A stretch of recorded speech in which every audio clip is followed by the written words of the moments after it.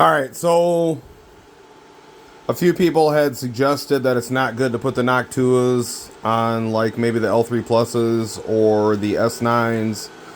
I've been running it for a while with two Noctuas. You can see one there. I did have one in the back and it seemed to be fine, but I've been paying attention recently to it because it seemed to be running kind of hot.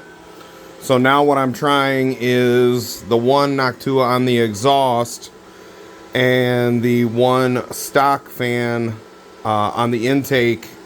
Hell of a lot more air being pushed through, so that's a good sign. And it's still relatively quiet for, you know, home mining. My living room is adjacent to this room, and I don't want to keep the door closed.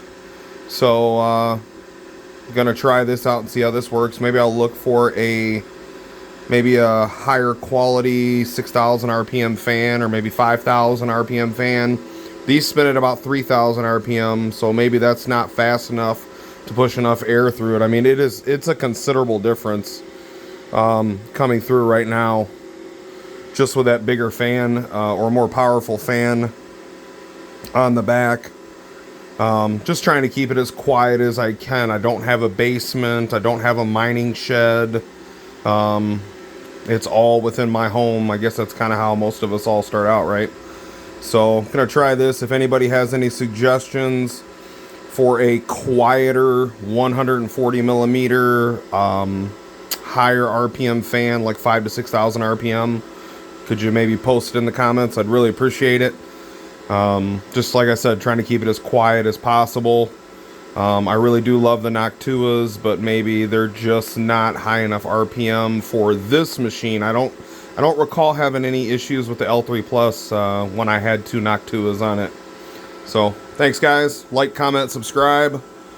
Really appreciate you watching the content if you're enjoying it.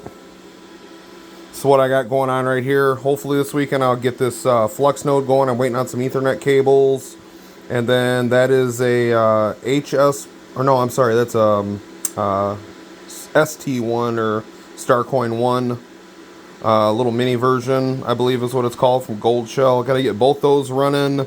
I have a HS1 coming in the mail. I think I might get a couple of the CK2 boxes, because a 2-pack of those is equal to 2 of those machines at about, about 60 less watts for the pair.